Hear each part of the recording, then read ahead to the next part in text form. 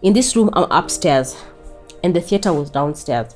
So now having to put up my feet, put everything, wheel me down. Of course, now prep theater for us to come in, because now we were not expecting it to be that.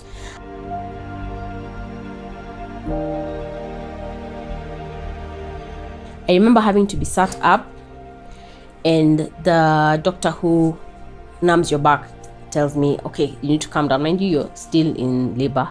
Telling you, calm down, stand still. I am about to put the anesthesia for your back to numb so that we can now cut you up. I remember that was the toughest. You have to sit still and he has to pick you, but then there's a contraction and it's just something else. I think in that moment I called God so many times, and everything was moving so fast. Everybody was screaming around, everybody was shouting, do this, do that, get this ready. My doctor was trying to get everything ready. I'm on my back. Now he does his thing, he cuts the womb, brings baby out, and when he brings baby out, baby's not crying.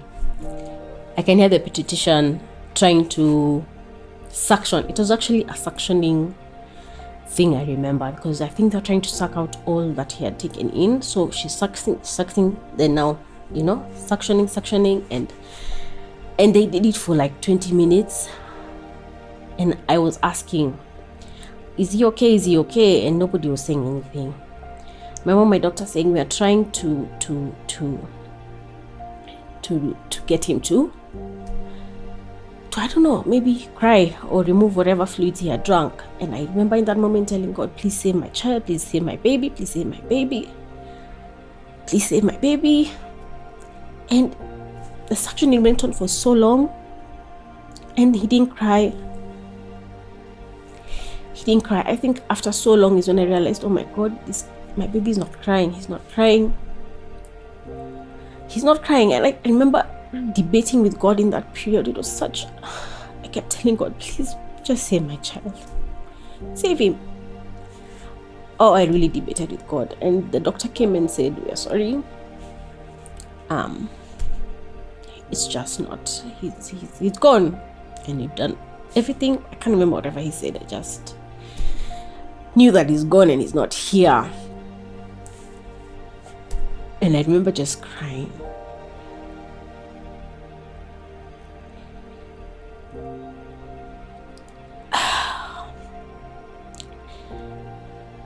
That room was so silent.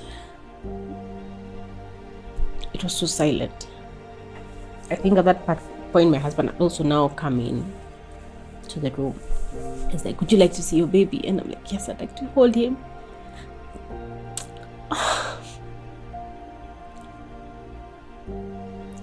I remember asking God, he can do a miracle in that time and just bring him back. He was still warm.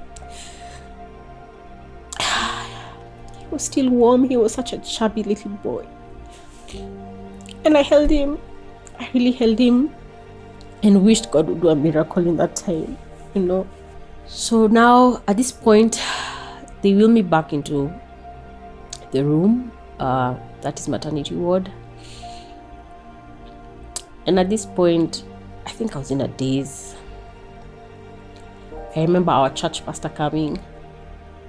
And after CS, you can't get up after 6 hours. So after CS, you have to lie down flat for 6 hours, I think, so your body regulates. And so that the anesthesia can leave your body easily and some stuff, so your body just manages it better. So I was on the floor, lying flat on my back. And people started streaming in. I remember my pastor came in, prayed. My parents, my in-laws came, and I just remember being in a daze. They would speak to me and I was just in my own world. All that time, it now came around to 6. Now 6, the morgue has to come and now collect the baby and pick the baby. So all this time, I'm just receiving visitors. So the nurses are like, they're going to go. So I'm like, no, I want to hold him. I want to spend, give me some time with him. But the car was already outside. They brought my baby to me. I held him. I cried because I just couldn't believe that he was not here. I remember holding him and just wishing that God would bring him back because he's able. I remember just holding on to him, in that time you wish you can even go with him.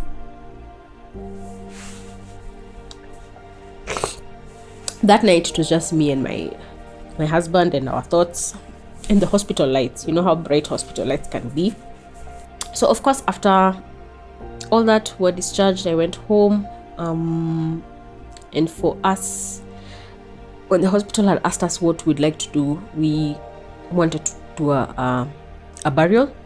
So we decided, let us just go home, start preparations for a burial and stuff like that. So of course, getting the few family members and friends around us to assist us with that. And a week after preparations and getting things together, we had a ceremony and we cremated our son. And for me, the finality of that day and honoring him that day brought a bit of comfort and peace to us.